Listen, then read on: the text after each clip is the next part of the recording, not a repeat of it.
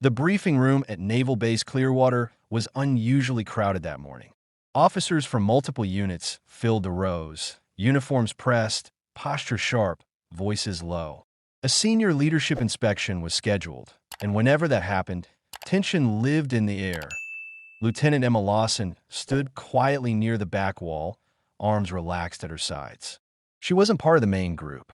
She wasn't there to be seen. She was there because she'd been ordered to observe, advise if asked, and otherwise stay invisible. That suited her just fine. She had learned long ago that attention was rarely useful.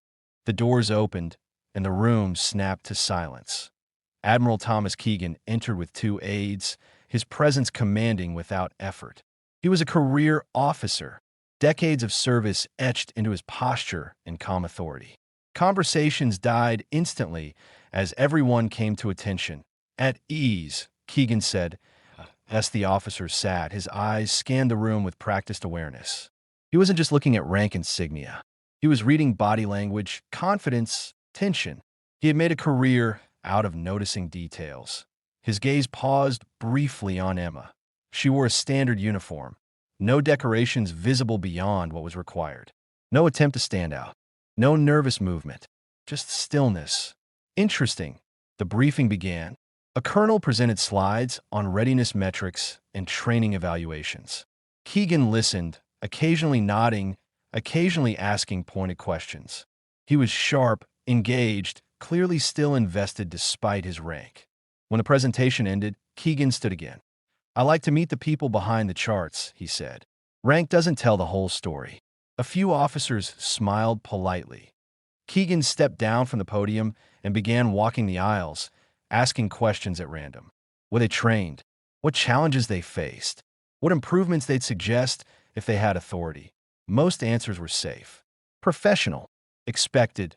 Then he stopped near the back. Near Emma. He glanced at her shoulder tabs, then at her face. His expression softened slightly, amused. "And you?" he said casually. "What's your rank, Lieutenant?" "Lawson, sir," Emma replied evenly. He smiled faintly. "Lieutenant Lawson. Tell me, how long have you been in?" "Just over 12 years, sir." A few nearby officers raised their eyebrows. That was longer than most lieutenants. Keegan caught it too. 12 years and still a lieutenant? That's unusual. Emma didn't flinch. "Yes, sir." He chuckled lightly, clearly teasing. "Did you make an enemy in promotions? Or are you hiding for responsibility?" A ripple of soft laughter moved through the room.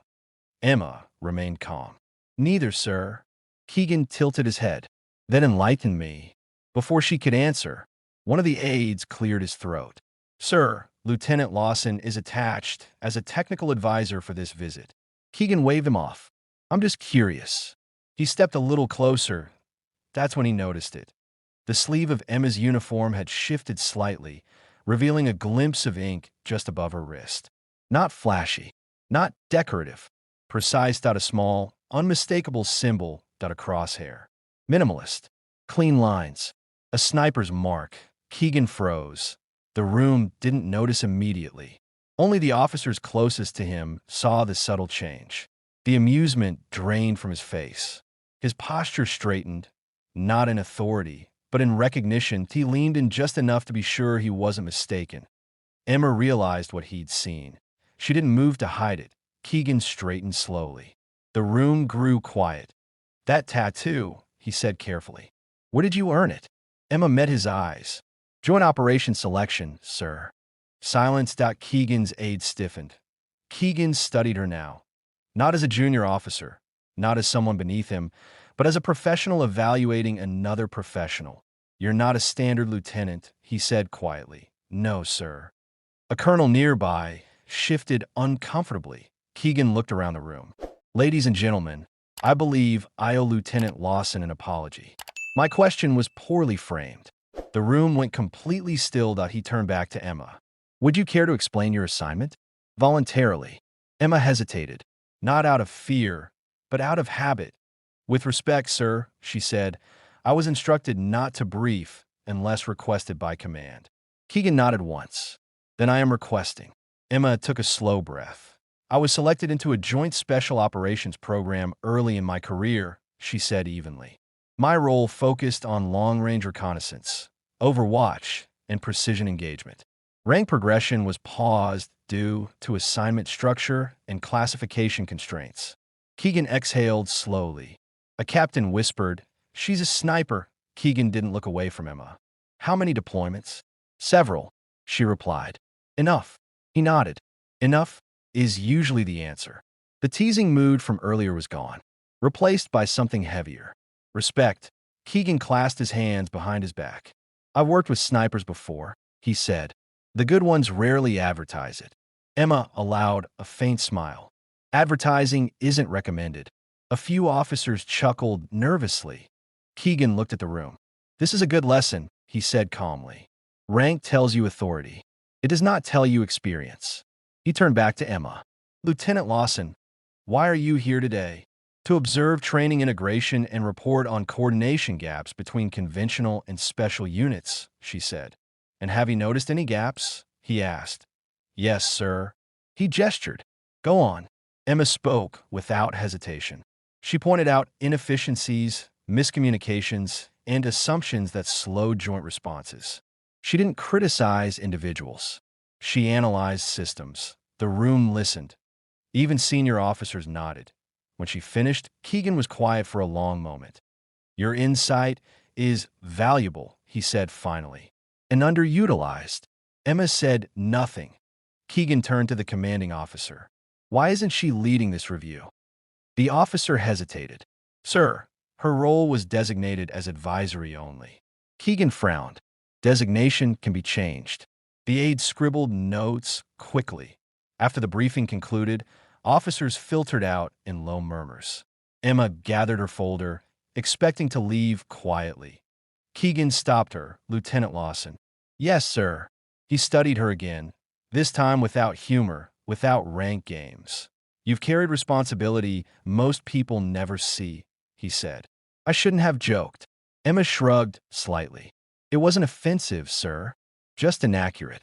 That earned a short laugh from him. "I noticed something else," he added. Emma waited. "You didn't correct me," he said. "You could have." She nodded. "Correcting senior officers rarely improves outcomes." Keegan smiled. "That might be the most honest thing I've heard all day." They walked together toward the hallway. "I have a question," he said. "Why stay?" Emma considered it. "Because someone has to translate between worlds," she said. "People on the ground and people in offices.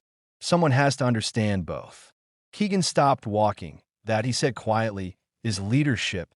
He extended his hand. Emma shook it. Later that evening, Emma stood outside the barracks, watching the lights flicker on across the base. The day had gone differently than expected. A younger officer approached her cautiously. "Ma'am, earlier, I didn't realize you didn't need to." Emma said gently. He nodded. "Still, thank you for what you do." After he left, Emma leaned against the railing, thinking about how many times she'd been underestimated. How often people mistook quiet for weakness. She didn't mind anymore. She pulled out her phone and recorded a short message, something she rarely did. If you're watching this on the channel Military and True Stories, make sure you subscribe. There are many stories like this that never make it into briefings or reports.